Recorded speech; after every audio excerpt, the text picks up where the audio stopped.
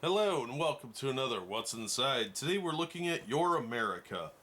This is the 1975 version that was for the bicentennial of 76, 1776 to 1976. The bicentennial was of course a huge deal in the States here, and this was put out by Cadaco. It's a family game for 2 to 4 players, ages 8 and up. And there was a 1970s edition apparently, because the copyright says 70 and 75, but this is the 1975 one, which is the bicentennial edition. And somebody put a big piece of tape right on that. So this is also item number 1776, ironically, or not.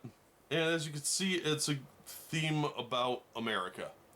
So let's take a look at what we've got in here.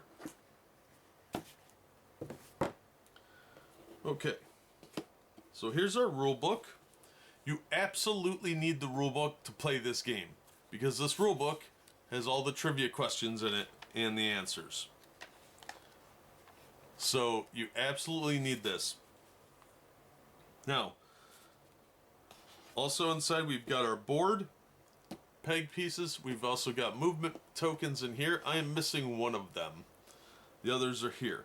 And then category cards. So let me adjust the camera, we'll get a better look at the board, and we'll see how it goes from there. Okay, the board does not fold, it's one solid piece. And as you can see, this is kind of warped a little bit over the years, it's curving in. So that's bound to happen with some of these older boards because the gluing process on the sticker kind of makes it curl up for some reason. It might just be warping from being stored in a closet or something too. Or my storage unit for 10 years. You know, whatever. But you place your category cards in the center, like so. And obviously you move around the board. There's different starting positions, etc. So that's all explained in your rule book. So, that's the board, pretty straightforward, nice simplistic pictures. We've got DC, we've got Yosemite, Statue of Liberty, and the Grand Teton. So that pretty straightforward Americana. So let's take a look at the pegboards and see what those look like. Okay, there are 4 of these. These are your score markers. They have holes in them. And among your pieces should be these little red things. And these are your markers that are supposed to go in here. They don't stay in real well.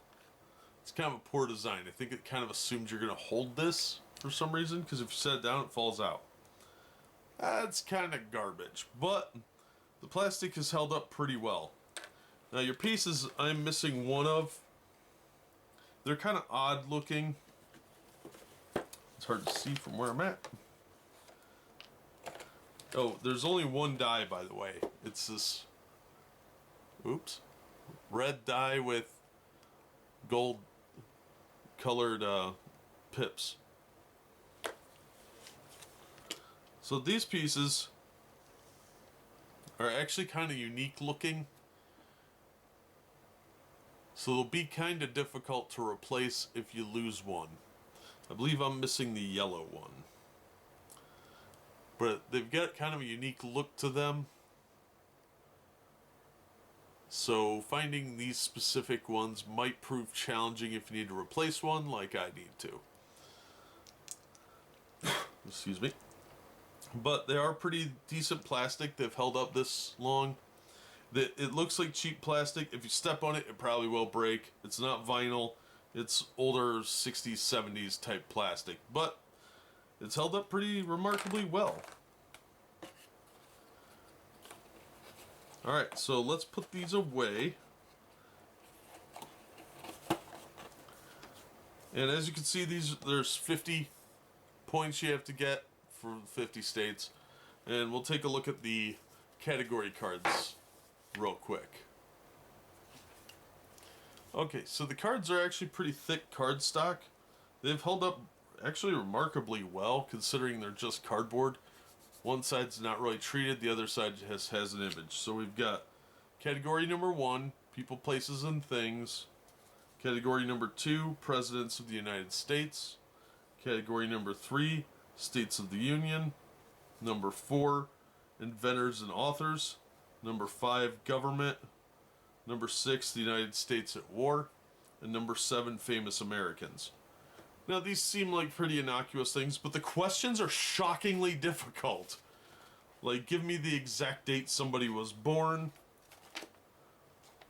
For example, here, to be convicted of treason, how many witnesses must testify against you? The answer's 2. I didn't know that. That's a pretty low number, actually, but thankfully all the answers are on here. It's actually a pretty straightforward, simple game. You shuffle these up, upside down, and then you would draw one, roll your die, and move that many spaces. So if I got category 1, and I landed on, like, number 45, I would answer category 1's number 45 in the book. Pretty neat idea. Very simplistic game, but you absolutely cannot afford to lose the rule book if you want to play this game. Same with the category cards, they're very important. The moving pieces, you could probably find new ones. You could use a score sheet to keep score, but if you don't have the trivia questions, you can't answer them. So, kind of important. Alright, so that's Your America from Cadaco. It's a game for 2 to 4 players, ages 8 and up. I think your average 8-year-old these days would have a real tough time with a lot of these questions.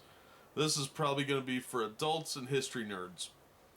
My buddy Polydub would probably love this game. It's more in his wheelhouse, and he would probably know a lot more of these than I ever would. But if you're good at American history, this is definitely a game worth tracking down. It's got a lot of really interesting questions and a lot of really hard ones. But it could be a lot of fun. If you really like history stuff, this is definitely going to be for you. Your average person is probably not going to be very good at this. We don't teach a lot of American history anymore. And when we do, it's very superficial. And this is much more detailed. Uses a much different educational system than we have now for American history. So if you're not up on your American history, you're going to do very bad at this game. But the quality is there. It looks pretty cool. I remember I liked it the one time I played it, but I don't really remember it too well, so I can't really count that. But like I said, if you're a history nerd, this is a game for you. That being said, we've seen what's inside. That's going to do it for this one. As always, thank you so much for watching and supporting the channel. If you enjoyed the video, give it a thumbs up and subscribe so you don't miss future unboxings and reviews. If you want to help the channel in other ways, links are in the description and on the About page.